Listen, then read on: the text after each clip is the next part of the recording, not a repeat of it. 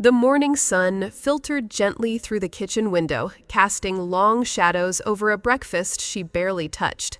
Moren Patterson, 65 years old, stood in front of her mirror, adjusting a modest pearl brooch pinned to her blazer. She looked calm, composed, but inside, a strange heaviness sat in her chest. Today was quarterly review day at the company, the same company she had helped build from a dusty little office to a multi-million-dollar operation. The same company where she once held every key, signed every check, made every hard decision. She had given it everything, every hour, every tear, every ounce of love she had left after her husband died when Mitchell was just 15. Now, standing in her bedroom, she whispered to herself, one more meeting, one more chance to feel needed. She didn't know that today they wouldn't ask for her ideas. They would ask for her keys. The conference room was spotless, glass walls, polished table, 23 chairs, all filled. Some of these people Moren had hired herself. Others she had trained, mentored, or comforted through personal storms. All of them were now seated in silence, their eyes flicking between Moren and the woman standing at the front of the room. Amara Chen Patterson, her daughter-in-law, the new CEO. She was calm, flawless, navy blazer, hair slicked into a perfect twist. Her voice, sharp, clipped, cold. As of today, Amara announced, we are restructuring leadership, and we no longer need outdated personnel in this company. Moren didn't flinch, not even as the words sliced through the air like knives. But her heart, it shattered into 1,000 pieces, right there in front of everyone. She looked around the room. Not one person stood up. Not one voice interrupted. Only the soft hum of the fluorescent lights and the sound of her legacy collapsing. She calmly folded her hands on the table and said, I understand. I'll gather my things. And she stood up, gracefully, even as everything inside her was crumbling. As Moren stepped out of the conference room, the hall felt heavier than usual. She clutched her notepad, the one she'd brought to 1,000 meetings, as if it could still anchor her to the life she just lost. She walked slowly, with dignity, each step echoing down the hallway like the ticking of a final clock. And then, ding, the elevator. The doors slid open with a soft, traitorous chime. Mitchell, her son, her only child. His eyes lit up the moment he saw her. That same smile he had since he was 5 years old. He had no idea that just 60 seconds ago, his wife had fired his mother. Publicly, cruelly, deliberately. Mom, I didn't expect to see you here this early, he started. But when he saw her face, the forced calm, the strain in her eyes, he paused. Something wasn't right. And Moren, she couldn't bring herself to say it. She just smiled, gently touched his arm, and whispered, Go up, sweetheart. There's something waiting for you. Then she walked past him, leaving her son frozen in front of the elevator, and behind him, the hallway still echoing with betrayal. As Moren drove home, the silence in the car was deafening. No radio, no phone calls, only the soft hum of the road beneath her tires and the roar of her thoughts. Her hands trembled slightly on the wheel, not from age, but from the sting of betrayal. Her mind, like a reflex, took her back to 3 years ago, to the night she first met Amara Chen. Mitchell had sounded so excited on the phone that day. Mom, I want you to meet someone special. Can you make your pot roast, the one with the rosemary? Moren remembered the way she set the table with the good china, polished silverware, lit candles, like she was welcoming family, not danger. And then Amara walked in, tall, elegant, a silk dress that whispered wealth, not screamed it, hair that curled in perfect waves, and eyes that smiled, but did not soften. Mrs. Patterson Mitchell talks about you all the time, she had said. Her voice was warm, but her handshake, firm, calculated, almost rehearsed. Moren smiled that night, She made conversation, laughed, even told stories from Mitchell's childhood. But something she couldn't name, gnawed quietly at the edges of her trust. A week after that first dinner, Moren called her sister Linda. "There's something about her," she whispered over the phone.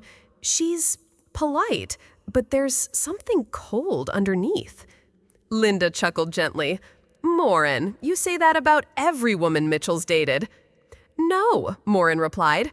"This one's different. She doesn't blink." Linda laughed again. "You're being protective.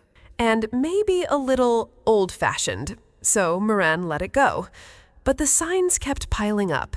At first they were small, subtle. Mitchell stopped showing up for their weekly lunches, started dressing like a man trying to impress a crowd, not his mother. Then came the apartment makeover. Mitchell's cozy place, once filled with photos, books, and his dad's old flannel, turned into a monochrome showroom. "It's more mature," Amara explained with a smile. "It reflects who he's becoming." Moren nodded. But inside she wondered, who decided who he's becoming? And why did it feel like she wasn't part of it anymore? The family group chat went silent. Photos stopped coming. Phone calls grew shorter. Then stopped altogether. Bit by bit, Amara was pulling him away. Not violently, not obviously, but with precision. And no one believed it, because no one else had been watching that closely. The house was too quiet now. The kind of quiet that isn't peaceful, but hollow. Moren sat at the kitchen table, her back straight, hands wrapped around a cup of tea that had long gone cold. She didn't drink it. She hadn't even noticed when it lost its warmth. Across from her, an old framed photo leaned against the salt shaker. A company photo, last year's Christmas party. Mitchell had stood beside her, arm around her shoulder. And on the other side, Amara, smiling, posed, perfect. Moren stared at the picture. And for the first time, she felt like a stranger in it. The walls around her hadn't changed, but everything else had. Tick, tick, tick. The clock on the wall kept ticking, as if it were counting down the minutes left for her place in their world. In that silence, Moren finally admitted something to herself. She wasn't being pushed out violently. She was being erased quietly. Her phone buzzed. Mitchell. Caller ID lit up her screen like a flare in the dark. She hesitated for a second, then answered, "Hey, Mom, is everything okay? Amara's been texting me all day saying something came up at work, but she's being weird about it." Moren didn't answer right away. She looked out the window, eyes resting on nothing. Her voice, when it finally came, was soft but steady. "Come home, Mitchell. Don't ask questions. Just see it for yourself." There was silence on the other end. Then his voice again, more alert this time. "What's going on, Mom? Are you all right?" Moren closed her eyes, trying to hold herself together. "I'm fine, but things aren't." Another pause. "Please, Mitchell," she whispered. "Don't talk to Amara. Don't confront anyone. Just go to the office and look." And with that, she hung up. For the first time in their lives, she didn't have the strength to protect him from the truth. She could only lead him to the wreckage. Moren was in the middle of folding a cardigan into her donation box when her phone buzzed again. She glanced down, expecting maybe another call from Mitchell, but it was a text. Emily, accounting intern, one of the younger employees, the one who always offered to carry files, the one who'd once called Moren her work mom. The message was short, but it hit like a freight train. "Mrs. Patterson, I don't know what to say. Amara told everyone you were fired for embezzling funds. She made us sign NDAs. I didn't want to. I'm so sorry." Moren froze. Her hands stopped mid-fold. The sweater slipped from her fingers. Embezzling. That word didn't just sting, it poisoned. This wasn't just personal anymore. This wasn't about ego or office politics. This was a trap, a legal setup. Amara wasn't content with humiliating her. No, she wanted to destroy her reputation, erase her completely.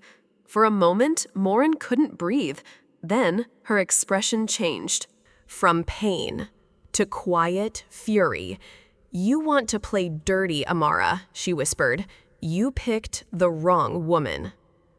Moren sat at her old desk, the one she thought she'd never touch again. The office was empty, quiet, the kind of quiet that usually meant closure, but not today. Today, it meant opportunity. Her fingers hovered over the keyboard. She knew this system better than anyone. She'd helped build it, refined it, taught others how to use it. And now she was about to test whether Amara had been sloppy or arrogant. She typed in her credentials. Paused, pressed enter. Access granted. Moren blinked. No password reset. No revoked access. Amara had forgotten to lock her out. Big mistake. She navigated straight to the financial control panel. The numbers looked clean at first glance, but Moren wasn't just looking for numbers. She was looking for shadows. She ran a manual report. Then she saw it. A series of transfers. Quiet, incremental, strategic. Over the last 6 months. First $5,000, then $12,000, then $25,000, and the most recent $50,000 processed this morning. Each transfer had been authorized by 2 names, Amara Chen Patterson and M. Patterson, Mitchell, or at least someone pretending to be Mitchell. Moren leaned back in her chair. Her hands were cold, but her mind blazing. "You forged my son's name," she whispered. "Now I'm going to burn yours to the ground." The front door swung open before she could reach it. Mitchell, face flushed, breath short, tie half untied, eyes wild with confusion. "Mom, what the hell is going on?" He didn't wait to sit, didn't wait to breathe. "Half the staff is calling me, emails everywhere. Amara said you quit, that you were stealing money. Tell me this isn't true." Moren said nothing. She walked to the kitchen table, reached into her leather folder, and laid the printed bank records on the table 1 sheet at a time. Transfer dates, amounts, approval signatures, each one bearing 2 names, Amara Chen Patterson and M. Patterson. Mitchell's eyes scanned the first page, then the second, then the third, and then he stopped. This isn't my signature," his voice cracked. He stared at the papers as if they might rewrite themselves. This isn't me, Mom. I didn't sign these. I never even saw these transfers." He dropped into the chair like gravity betrayed him, as if the weight of the truth had just tripled in his chest. His hands shook. "Amara used my name." Moren sat across from him. Her voice was calm, but her eyes shimmered with tears she refused to let fall. "She didn't just use it, Mitchell. She forged it, and she's been doing it for months." Silence. Not just in the room, but in the air between a mother and her only son, where trust once lived. The next morning, Mitchell didn't go to work. He didn't sleep. He didn't eat. He opened his laptop, eyes red from the night before, and pulled up the files from a private investigator he had quietly hired 6 months ago. Because deep down, he'd already started doubting her. "I didn't want to believe it," he said quietly, but things just never added up. Moren sat across from him silent, watching her son unravel everything. "Her name isn't Amara Chen," he continued. "It's Amanda Vulov." He turned the screen toward her. There it was, 2 previous marriages, 2 wealthy husbands, both filed for divorce, both accused Amanda of financial abuse, both walked away with less than half of what they had before meeting her. And this, he paused, voice dry. 6 months into our relationship, she told me she was pregnant. Moren felt her stomach twist. "That's when I proposed. Because I felt guilty. Because she cried. Because I thought I had to." He clicked to another document. Medical records. There was no pregnancy, no miscarriage, only birth control prescriptions and faked documents. Mitchell leaned back, covering his face with his hands. She faked a baby just to trap me into marriage. Mitchell clicked open one final folder from the investigator, titled Marcus Webb, Known Associate. Moren leaned in, eyes narrowing. Inside surveillance photos, screenshots, time-stamped receipts, restaurant bills, hotel bookings, and one damning email thread titled in bold, Exit Plan Funds, plus Timeline. The photos were grainy, but the subjects were unmistakable. Amara, and a man in a black leather jacket, Marcus Webb. In one image, they were holding hands in the parking lot behind the Willow Room. In another, they were laughing over wine. In a third, they were kissing 3 weeks before Moren was fired. Mitchell read aloud, Dinner at Toscada's, $312, paid with Amara's secondary credit card. Hotel Monte, 2-night stay under Marcus Webb, guest Chen P. Email from Amara. Once Moren's out and the last transfer clears, we leave. You book Cabo. Silence. Mitchell's face was pale. His jaw clenched so tightly it trembled. She wasn't just using me. She was planning to disappear with him, with our money. Moren didn't speak. She didn't need to. Everything she feared was real. 5:42 a.m. The building was dark, empty, silent. Moren's heels clicked softly against the marble floor, echoing through the halls like whispers. Mitchell followed behind her, jaw clenched, eyes hollow. They didn't speak. Outside Amara's office, Mitchell pulled out his old keycard, still active. Either Amara forgot or thought she was untouchable. Click. The door unlocked. They stepped inside. The office was immaculate, not a single item out of place. Too clean, too perfect. Moren moved to the desk, Mitchell to the bookshelf. On the computer screen, password prompt. Moren typed. The same password Amara had used since day one. Webb 1990. It worked. She really never thought we'd look, Moren muttered. Mitchell opened a locked drawer. Inside, a USB drive. A folder marked Personal Insurance, Do Not Delete. That's it, he whispered. They plugged it in. Inside the folder, signed transfer orders, hidden budget logs, spreadsheets of secret accounts, screenshots of internal conversations, voice memos to Marcus, even a fake invoice addressed to a non-existent vendor. It wasn't just a plan. It was a manual for financial warfare. Moren's voice was steady, sharp. She kept records to blackmail others. But she forgot. Paper trails always come back to bite. The elevator dinged. Footsteps. Fast, sharp, coming closer. Mitchell and Moren didn't flinch. They knew it was her. The office door flung open. Amara. Hair perfect, makeup flawless. But the moment her eyes met theirs, her steps faltered. On the table, laid out like courtroom exhibits, screenshots, spreadsheets, receipts, audio transcripts, emails, USB sticks. Mitchell stood behind the desk, his eyes ice. His voice steady. Sit down, Amara. She didn't move. Sit down. She hesitated, then lowered herself into the leather chair like it burned. Mitchell picked up a file.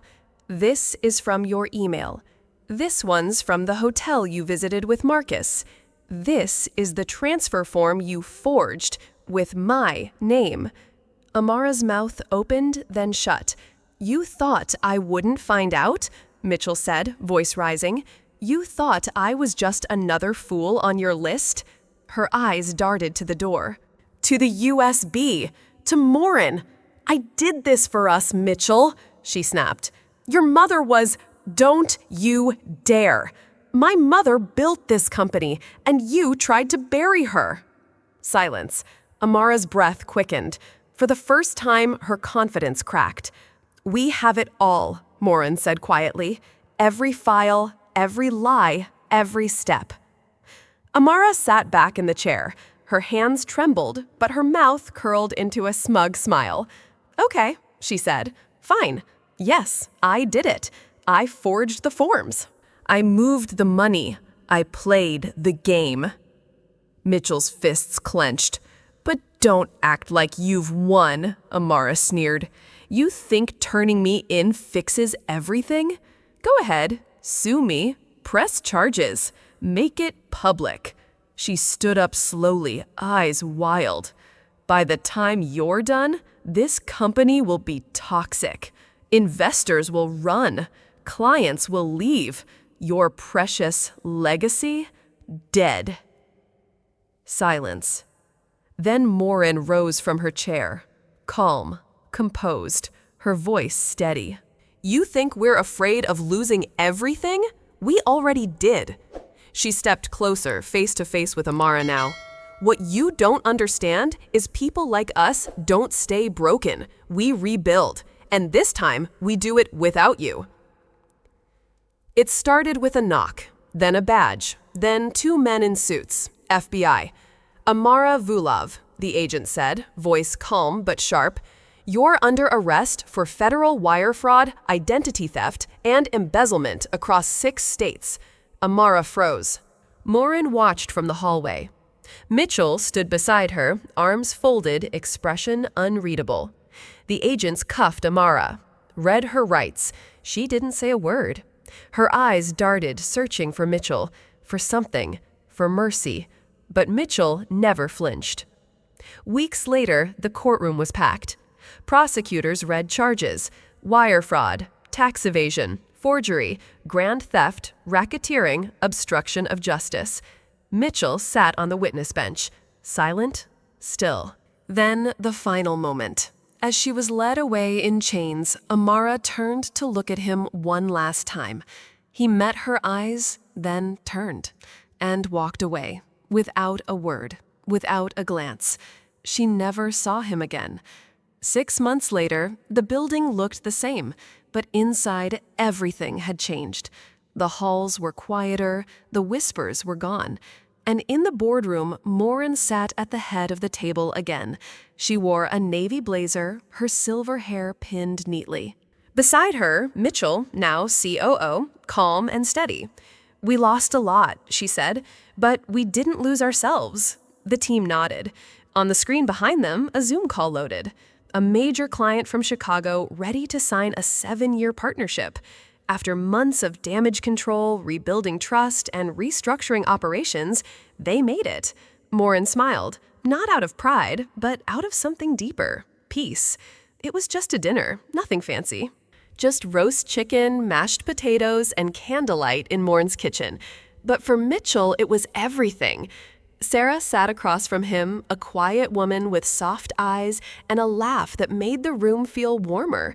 She was a teacher. No makeup, no pretense. She didn't talk business. She asked about his dog, his favorite childhood book, his mom. Moren watched from the other side of the table. She hadn't seen that smile on Mitchell's face in years. Not the polite one he gave clients. "A real one," he laughed, genuinely. And for the first time in a long, long while, Maureen let out a breath she didn't know she'd been holding. Maybe they would be okay. The door creaked open. Inside, nothing had changed. The small cactus sat on the windowsill, still thriving despite years of neglect. The chipped coffee mug rested beside it, a familiar stain marking its side. Maureen stepped inside slowly, her fingers grazing the worn wood of the desk. She moved to the window. The morning sun filtered softly through the glass, casting golden light across her face. She breathed in. For the first time in a long time, she felt peace. The cruelest betrayals don't come from enemies. They come from the ones you once called family. But truth, when it's finally uncovered, has a power unlike any other. It heals, it frees, and it rebuilds. Moren's voice softened, but her eyes held steel. Sometimes the darkest storms bring the brightest dawns. Mitchell's text popped up on Moren's phone. "Sarah's making lasagna for dinner on Sunday. Mom, bring your garlic bread." Moren smiled softly, a laugh escaping her lips. She whispered to herself, "This time, I'll start with trust, not doubt." Life teaches us that the deepest betrayals often come from those closest to us, family, loved ones, the people we trust the most. But the real power lies not in the pain of the betrayal, but in the courage to face the truth, rebuild from the ashes, and choose trust again. Remember, no matter how dark the storm, resilience and love have the power to heal and restore what seemed lost forever. Trust your instincts, protect your boundaries, and never be afraid to reclaim your peace. If this story touched your heart or reminded you of someone you know, please subscribe to Through Her Eyes for more powerful emotional stories of courage, truth, and healing. Join our community, share your thoughts, your struggles, and your victories, because here, you're never alone. Hit that subscribe button and turn on notifications so you never miss a story that could change your life.